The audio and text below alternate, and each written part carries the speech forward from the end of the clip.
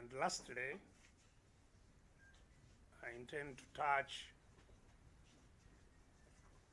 what then we could possibly do going forward. I've prepared a statement, and I think you'll get copies of this statement so that it helps as a reference point of what I am saying. First, the dirty money. The background of it, as you may recall, is that while addressing the National Council meeting of FDC, to which I had been invited to deliver a keynote address in November last year, I asked the permission of the chair to explain a matter that had become topical in our party regarding my absence in the 2021 presidential campaigns, or the overall campaigns, the general elections.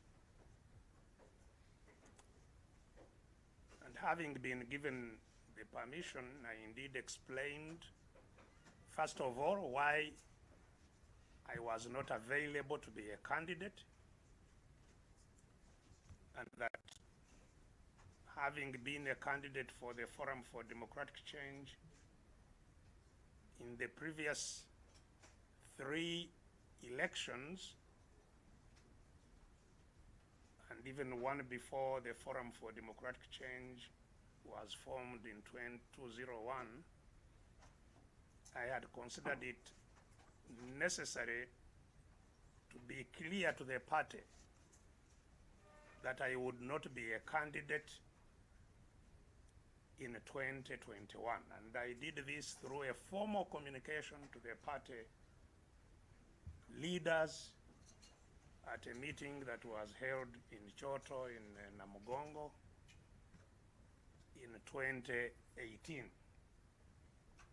That was more than 2 years, in fact, close to 3 years before the next election.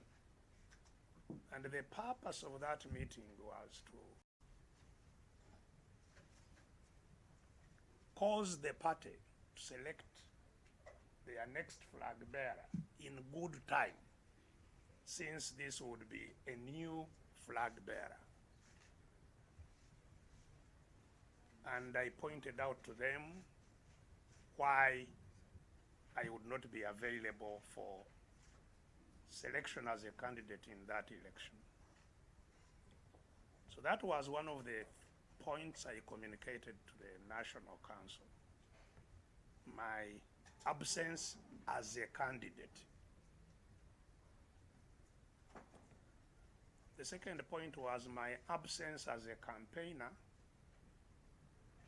and I pointed out to them that there were 2 main reasons why I did not become a campaigner. The first one, which concerned me, was the whole question of the funding that I had got very credible information on as having come from the very place that we sought to dislodge from leadership. And that we had tried to discuss this with our colleagues whom we were convinced were involved, and that those discussions did not yield any results.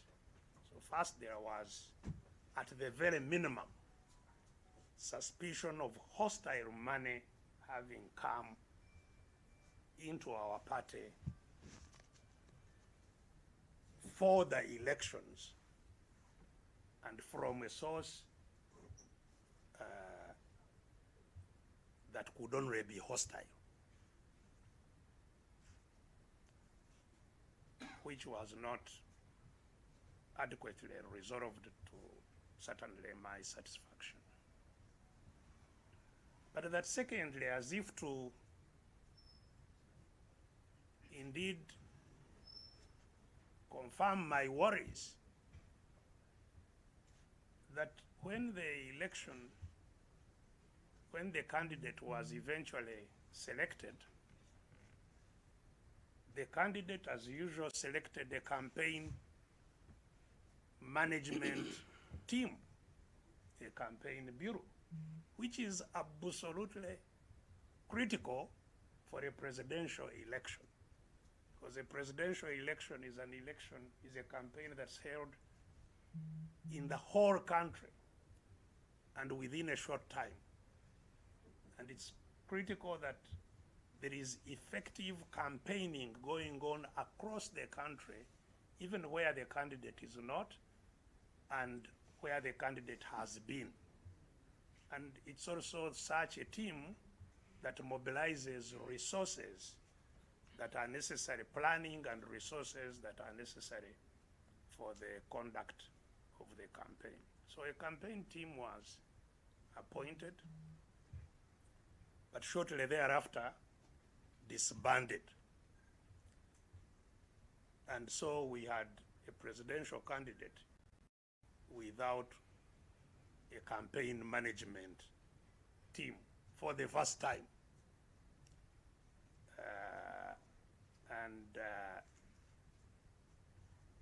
That then cannot be a serious campaign once you have no planning and no management of such a process. And as I have said, this on top of having got information that the money actually came from another candidate, sort of confirmed to me that it was intended to weaken any or to avoid any serious challenge to where the source of the money had come from. And so, in that regard, and considering the risks of the campaign, especially in that particular campaign where there was COVID, I decided to stay away from campaigning also. Now, having addressed the National Council in those terms in November of last year, the matter then now became more discussed within the party, and certainly it spilled into the public and now became a public debate.